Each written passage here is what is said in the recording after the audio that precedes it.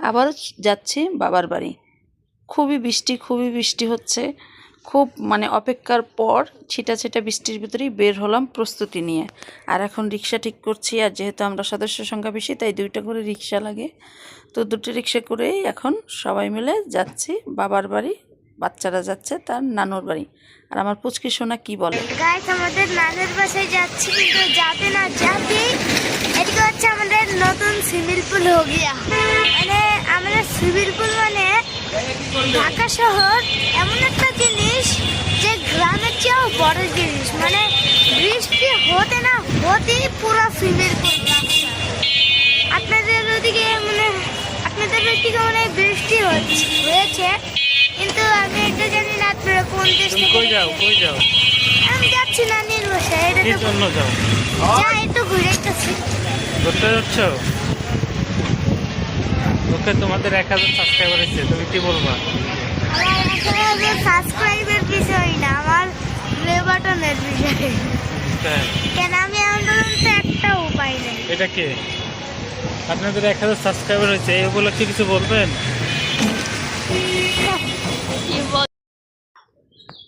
তো বাবার বাড়ি চলে আসলাম। চলে আসার সাথে সাথেই নাস্তা পানি করলাম, রেস্ট নিলাম। তো এটা হচ্ছে পরের দিন সকালে। আমি আগেই একটু উঠি, যেহেতু বাজারে যেতে হবে। আর এখানে হচ্ছে ফ্রোজেন করার পরাটা আমার ছোটো ভাইয়ের বউই নাস্তাটা রেডি করে রেখেছিল রাত্রে।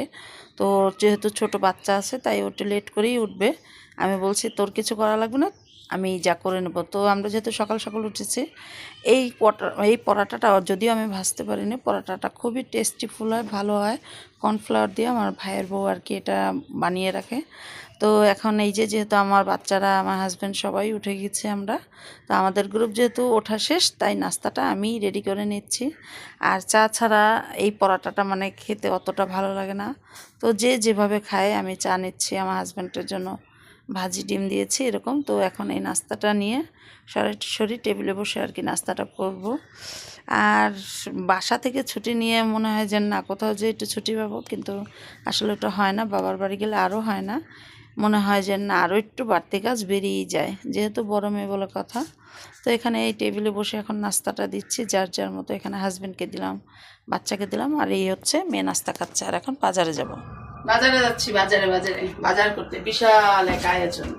আর আয়োজন না হলে না বাবার বাড়ি আসা হয় না, খেতে আসা হয়। তো এখান থেকে অটোরিকশা নিয়ে বাজারে চলে এসেছে আমার হাজব্যান্ড, আমি, আমার ছোটো ভাইয়ের বউ, ছোটো ভাই। তো মাছ, মুরগি, গোছ সবগুলোই কিনা হবে। তো এখান থেকে আমরা 3টা মাছ নিই। আর মুরগির দোকান থেকে মুরগি কেনা হয়, গরুর গোছ থেকে মানে গেস্ট আসলে বাসায় যা আর কি ফর্মালিটিভাবে সবসময় যা কেনা হয় সেটাই কেনা হচ্ছে, এক্সট্রা কিছুই না। তো এখান থেকে সব কেনাকাটা করে কেটে একবার বাসায় চলে যাই। তো এখানে আর একটু এক্সট্রা নাস্তার জন্য, কারণ বিস্কিট চানাচুর এটা একটা প্রফেশনালভাবে মানে একই নাস্তা। তো এর জন্য আমি একটু আলাদা করে একটা কেক বানাই, একটা জেলি পুডিং বানাই। তো জেলি দিয়ে আমি কখনো পুডিং বানাইনি, এটা আমার ফার্স্ট পুডিং। তো এখানে বানানোর পর এতটুকু ছিল পর আমি এটা আলাদা করে বানাই, যে যদি ফালুদা করতে পারি তো করব, না করতে পারলে নাই। তো কেকটা ওভেনে বসিয়ে দিয়েছি। আর ওভেনটা আমি সাধারণত ওইভাবে চালাতে পারি না, এর জন্য আমার ভাই দিচ্ছে। আর যে যার যার মতো ব্যস্ত। আর এই কাকা, এটা উনি আর কি এখন এই রান্নাটা করবে। ঘড়িতে এখন রাত 11টা বাজে। আর গেস্ট আসা মানে আয়োজন মানেই অনেক কিছু। আর এটা কি জানেন, এটা ইউনিক একটা জিনিস আমার কাছে। আমি মানে হাতের কাছে যা পাইছি তাই দিয়েই বানাইছি। এটাকে জেলি পুডিং বলে এক কথায়। তো জেলি পুডিংয়ের উপরে কে গুঁড়ো দুধ দেয়, কে চকলেট দেয় জানি না, কিন্তু আমি দিছি। আমি হচ্ছে জেলি পুডিং বানিয়েছি। আরও একটা মজার জিনিস দেখে কেক বানিয়েছি।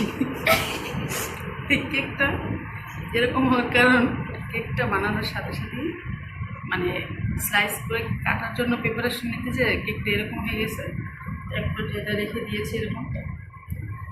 আর এগুলো হচ্ছে কি জানেন, গেস্টদের জন্য রুটি, সকালে নাস্তার জন্য হালকা করে ছেঁকে রেখেছি, যে সকালে এগুলো আবার সুন্দর করে মানে ভেজে তারপর দেবো। তো ভালো রুটি বানিয়েছি আমি, অবশ্য রুটি বানাতে পারি অনেক। তো এই তো। আর রান্না বাড়া অলরেডি শুরু হয়ে গেছে। তো বলে ভাবলাম রাত 1টা তো এগুলো সব রেডি করে রেখেছি, যেহেতু গ্যাসের চুলায় রান্না করব। আর গ্যাস যেহেতু অনেক রাত করে আসে, তো রান্নাটা আমরা দেরি করেই বসাই। ঠিক 12টার দিকে এই রান্নাগুলো শুরু করব রাত্রবেলা। তাও কারণ কারেন্টের চুলা থাকুক যাই থাকুক, ডাইরেক্ট গ্যাসে রান্না করতে বেশি রান্না সেটা সুবিধা হয়। আর এই তো আমার হাজব্যান্ড ক্যাপসিকাম, মানে উনি চাইনিজ সবজিটা করবে।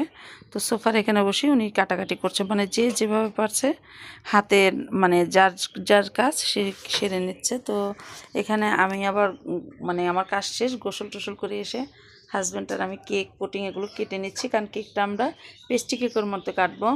তো এই আর কি কেকটা কেটে নিয়েছি। আর বাসায় গেস্টরা অলরেডি চলে এসেছে। তো এই তো সবাই মিলে খাওয়া দাওয়া করছি এবং কি খাওয়া দাওয়া দিচ্ছি। তো আমরা সবার শেষে বসি।